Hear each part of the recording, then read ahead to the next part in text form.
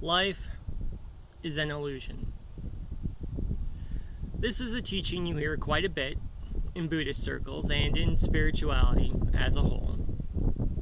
But it's often misrepresented. Oftentimes, the way it's put is that this life, this ordinary everyday existence, is an illusion, but there's some other world, some other existence, a heaven realm, or another dimension that is somehow more real, more beneficial, more worthy of our attention. And if we practice hard enough through spirituality, we'll get there one day. Buddhism, however, takes a slightly different take. To understand the Buddhist understanding of our illusory reality, we need to go back to one of the great teachers by the name of Vasubandhu.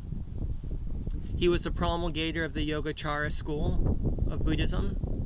He's also the patriarch of every Pure Land Buddhist school and Zen Buddhist school you may have heard of. If you look at any of their lineage charts, you'll see Vasubandhu there. And Vasubandhu taught that our existence is created by a matrix of eight streams of consciousness. The first five are our physical senses: sight, hearing, sound, taste, touch. Also, mind is one of our senses in Buddhism, so that was the sixth stream of consciousness. The seventh one was our illusory sense of self. So imagine you have all of these streams of consciousness coming together in a single point, and that point is us. We're the thing that's making sense of the world around us. So to put it a different way, your eyes are giving you a bit of information, your nose is giving you a bit of information, your tongue, your skin, your ears, your thoughts, all sending streams of consciousness to a single point, like TV waves coming into an antenna. And then just like the TV interprets all of that information and presents a picture for you to watch, your sense of self is that TV, and you are living in the episode created by your mind. For the purposes of this lesson, you are the main character of the story. Now, there's one more stream of consciousness below all of that, the eighth stream, which is the Dharmakaya, also known as the Buddha body. And all the other seven streams of consciousness come from the Dharmakaya. You can think of it in the same way that a tree is planted in the soil. It springs up, it grows leaves, branches, eventually it dies, rots away, and returns back to the soil. Each one of us springs up from the Dharmakaya. We live our lives, eventually we die, and we return back to the Dharmakaya to be reborn again in another life. Now, the key thing to understand about Buddhism's understanding of the illusory nature of our life, the matrix of our existence, is that it's inescapable. I'll say that again. There is no escape from the matrix. And the reason for that is no matter where we go, no matter what drugs we take, no matter what spiritual practices we get involved in, all of our experiences will be filtered through our senses, which are illusory. All of them will be interpreted through our sense of self, which is also illusory. Now you might say, well, what about the Dharmakaya? Isn't that the true reality? Well, not quite, because we can never fully understand the Dharmakaya.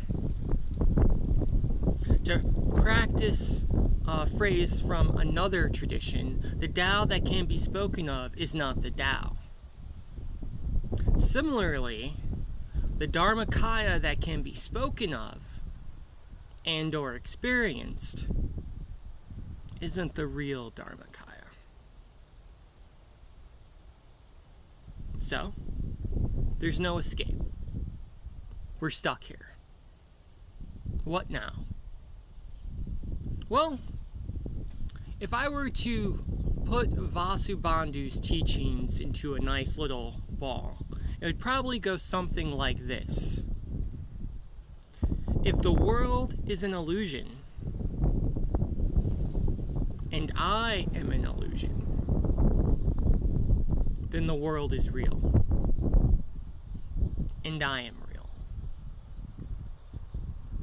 In other words, if we only have this world to think of, and there's nothing outside of this world that we can call quote-unquote real, then the world is both illusory and real. And the intelligent thing to do is to treat it like it's real. To not try to escape the matrix, not try to escape our everyday lives, but rather try to live skillfully within them. If I can't get away from my garden, I might as well grow vegetables. If I have to live in my house, I might as well keep it clean. If I have nothing but this physical body to experience the world with, why wouldn't I try to keep it healthy? Why not make the best of what I would call a neutral situation? The reason there's so much suffering in the world, and especially suffering in spiritual circles, is we spend so much time trying to escape the world we live in. We spend almost no time trying to make it better. And because we don't try to make it better, it just gets worse. In Buddhism, we take the opposite approach, however. We accept the world as it is, we accept our place in the world, and then we work diligently to try to end suffering for ourselves and others. This goes all the way back to the Buddha himself when he sat under the Bodhi tree 2,600 years ago and stated his infamous vow. He didn't say he would escape the world. He didn't say he would escape the matrix.